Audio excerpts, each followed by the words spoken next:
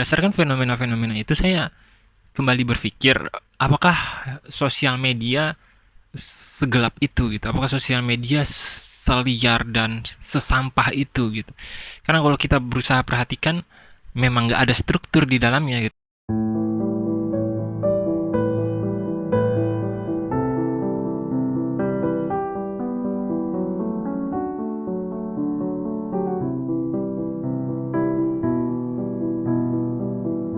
Kali ini kita akan berusaha membahas kejadian atau fenomena yang terjadi pada 18 Juni 2023 beberapa hari kemarin gitu.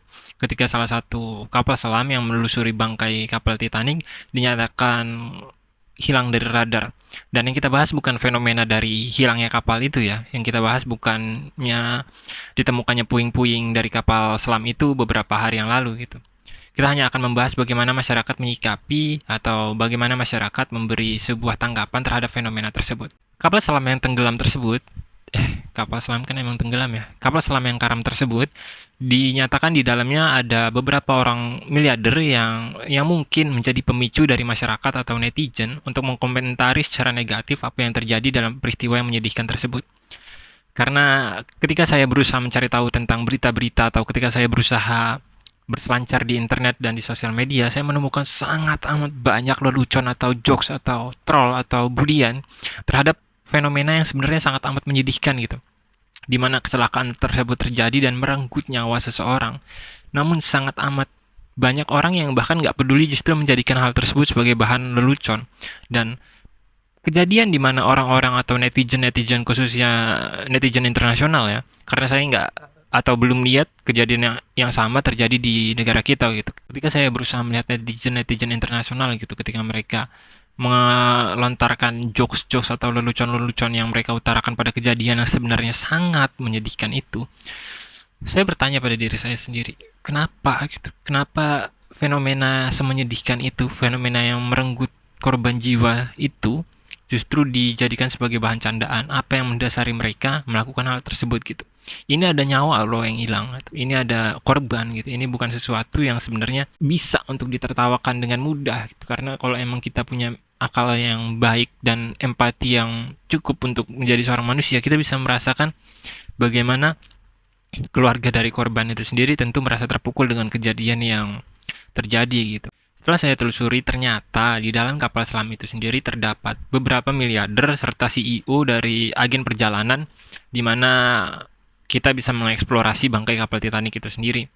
Jadi bisa dibilang yang ditroll atau yang berusaha untuk dijadikan sebagai bahan lelucon oleh netizen-netizen internasional adalah bagaimana miliarder-miliarder itu atau katakanlah orang-orang kaya itu mati dengan cara yang cukup mengenaskan itu atau hilang dalam cara yang cukup lucu bagi mereka. Namun bagi saya itu sesuatu yang sebenarnya cukup menyedihkan ya, sesuatu yang tentu ya kalau bisa jangan sampai tertimpa pada siapapun gitu karena tenggelam di dalam dasar laut yang tekanan udaranya sebegitu hebatnya tentu akan sangat amat menyakitkan gitu. Dan nggak peduli siapapun orangnya, baik miskin maupun kaya, kalau kita berkaca dalam perspektif humanisme di mana kita memandang manusia sebagai manusia, ya tentu rasa empati kita pastinya bisa keluar gitu. Namun yang kembali saya pertanyakan adalah bagaimana mereka, orang-orang di internet, bisa mengeluarkan lelucon segelap itu, se segampang itu gitu. Apakah empati mereka sudah mati? Apakah mereka dibutakan oleh perdebatan antara kapitalisme dan sosialisme dan lain-lain? Karena mungkin saja dari beberapa artikel atau dari beberapa berita yang saya baca, para netizen itu membenci para miliarder yang ada di dalam kapal selam dikarenakan mereka dianggap sebagai kapitalis lah istilahnya. Mereka dianggap sebagai seseorang yang memang pantas mendapatkan hal tersebut.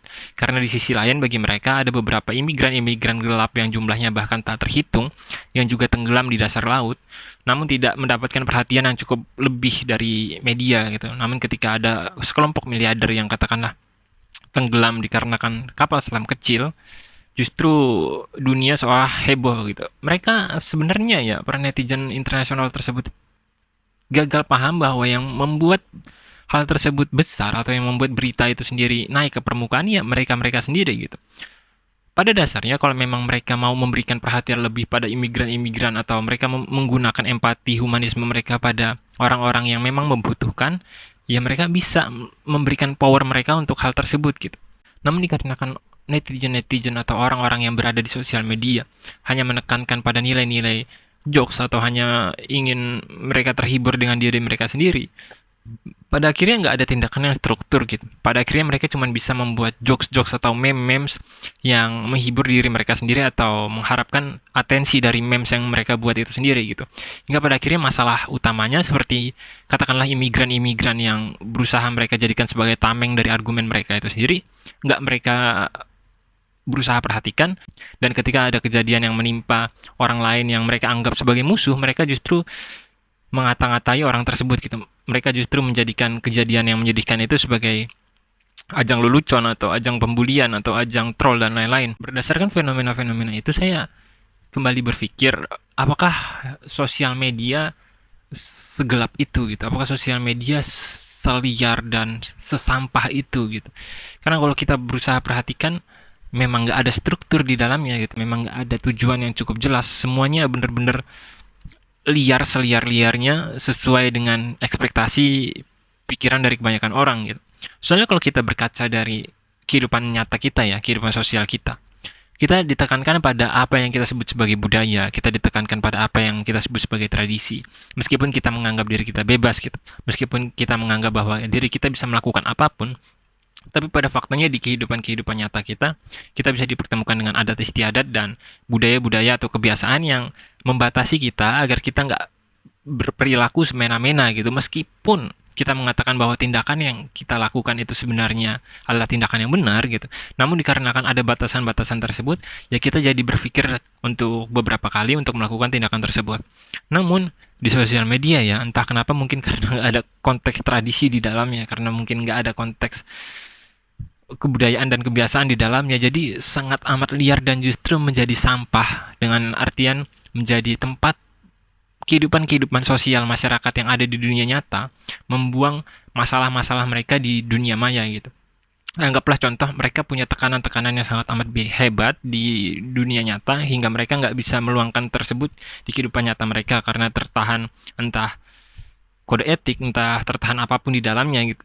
Kemudian mereka membuang atau meluangkan hal tersebut di sosial media gitu. Hal tersebutlah yang kemudian menyebabkan sosial media menjadi sangat amat liar, menjadi sangat amat layaknya kok tempat sampah dan lain-lain. Di sisi lain ya, kalau kita mau berkaca dari tindakan para troll atau netizen internasional yang katakanlah melakukan tindak pembulian pada miliarder-miliarder itu, bukannya saya membela miliarder itu ya. Hal tersebut justru bisa berdampak atau berbalik pada diri mereka yang berusaha mentrol atau membuli apa yang telah terjadi pada miliarder-miliarder tersebut. Kenapa? Karena kebencian yang berusaha mereka utarakan atau kebencian yang berusaha mereka sebarkan bakal berbalik pada diri mereka sendiri secara perlahan gitu. Hal tersebut akan menjadi kebiasaan demi kebiasaan dalam diri mereka hingga mereka cuma bisa membenci dan membenci gitu. Mereka seolah nggak bisa melakukan apapun yang melampaui hal tersebut dan mereka tenggelam pada eksistensi mereka sendiri yang terbiasa dengan membenci itu sendiri. Seolah bagian dari diri mereka yang salah satunya adalah empati, yang sebenarnya merupakan salah satu perangkat terbesar dalam hidup manusia yang bisa digunakan untuk mengeksplorasi kehidupan itu sendiri, justru nggak digunain dan ya tenggelam gitu. Dan ya lahirlah kepribadian-kepribadian yang hanya bisa mentrol, kepribadian-kepribadian yang mungkin beban bagi dunia gitu, yang nggak bisa menciptakan perubahan namun melakukan tindakan-tindakan yang konyol gitu, yang mengkhawatirkan dan nggak baik untuk dilakukan. Kalau dasar dari tindakan mereka itu adalah kebencian terhadap kapitalisme, ya sebenarnya tindakan mereka itu nggak menghasilkan apapun gitu. Ada yang salah dari tindakan mereka yang berdasarkan kebencian dari kapitalisme itu sendiri. Kenapa? Karena itu nggak bakal merubah sistem sama sekali gitu. Nggak akan merubah struktur sosial yang dimana mereka menempatkan diri mereka seolah sebagai korban gitu. Ya taruhlah mereka beneran korban lah, anggaplah korban dari sistem yang sangat amat mencengkram kehidupan manusia. Namun dengan menjadikan hal tersebut sebagai bahan candaan atau dengan menghilangkan empati mereka, bukan berarti sistem itu sendiri menjadi lebih longgar atau sistem itu sendiri menjadi lebih baik. Yang mana kita tetap aja menjalani jenis kehidupan yang seperti sebulan yang lalu gitu. Kita tetap aja menjalani hari-hari kita ya dengan sistem yang sama pada akhirnya itu, karena apa yang terjadi pada kapal selam itu nggak akan merubah struktur sosial yang sudah tertanam selama puluhan tahun gitu. Justru dikarenakan netizen-netizen internasional ini yang katakanlah nyinyir atau bahkan melakukan tindakan-tindakan yang berlebihan hingga melakukan troll yang sangat amat gelap terhadap kejadian tersebut, orang-orang miliarder yang awalnya atau mulanya memiliki katakanlah kemauan untuk menjadi seorang filantropi atau menebar kebaikan, justru enggan melakukan hal tersebut dikarenakan kesadaran mereka akan manusia-manusia nggak beradab yang hidup di tengah-tengah peradaban gitu, yang cuman bisa ngoceh atau cuman bisa menjudge atau cuman bisa mengkaitkan tindakan-tindakan atau peristiwa-peristiwa yang sebenarnya menyedihkan dengan lelucon-lelucon versi mereka. Miliarder-miliarder atau katakanlah orang-orang kaya yang awalnya ingin berubah menjadi lebih baik gitu, ingin membantu mereka untuk merubah sistem agar berpihak pada diri mereka, cuman karena melihat tindakan-tindakan mereka yang katakanlah nggak ngotak itu gitu, ya bisa jadi mundur lagi itu, bisa jadi udahlah ngapain nyelamatin orang-orang yang brengsek itu gitu, ngapain membantu orang-orang yang nggak menggunakan empati dan pikirannya secara rasional gitu. Well, tapi balik lagi ya, masalahnya bukan tentang miliarder itu sendiri sih sebenarnya. Masalahnya bukan tentang si kaya dan si miskin sebenarnya. Masalahnya tentang bagaimana kita memandang manusia sebagai seorang makhluk yang memiliki satu tubuh gitu, satu kesamaan dengan diri kita. Yang kemudian menyebabkan diri kita sebenarnya nggak harus melontarkan jokes-jokes atau lelucon-lelucon atas sebuah kejadian yang menyedihkan atau mengkhawatirkan gitu. Karena kita sama-sama tahu bahwa kejadian itu adalah sebenarnya kejadian pilu, kejadian yang harusnya dibarengi dengan kedukaan, dan seharusnya kita memang memberi perhatian gitu terhadap kejadian seperti itu gitu. Kalau kita memang memandang orang-orang yang berada di kapal selam itu sebagai manusia. Namun faktanya kita sebagai manusia saat ini kan udah terpecah gitu.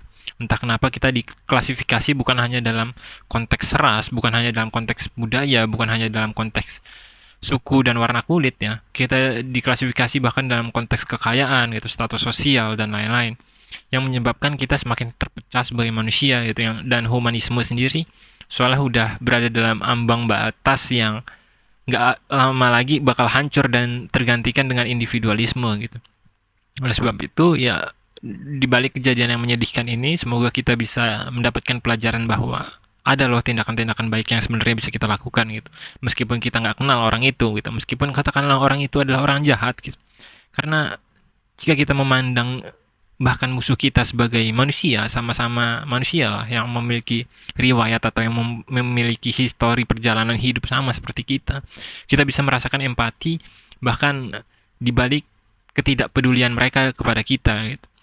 Kita bisa melihat bahwa ya mereka juga menjalani kehidupan layaknya kita gitu, dengan daging dan darah, dengan emosi, dengan pikiran gitu. Bedanya ya mereka cuma memiliki uang yang banyak dan kita enggak.